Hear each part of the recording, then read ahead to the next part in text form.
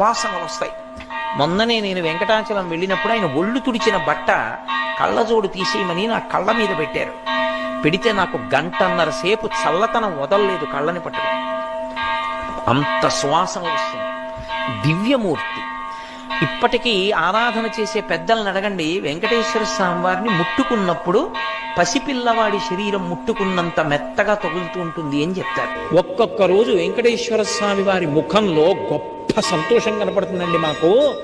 అలా కనపడింది అంటే మేము మరునాడు వస్తున్న వాళ్ళని చూస్తాం, ఎవరో ఒక పరమభక్తుడు వస్తాడు గుడికి అని చెప్పారు. అలాంటి వాడు ఒకడు వస్తాడు, లక్ష్మి. వాడు హుండీలో డబ్బులు వేయడానికి ఇలా చేయి పెడతాడు. వాడేం పెద్ద పెద్ద కట్టలు వేయడు.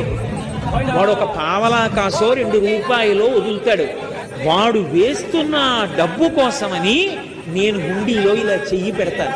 అది మిగిలిన డబ్బులో పడదు, నా చేతిలో పడుతుంది.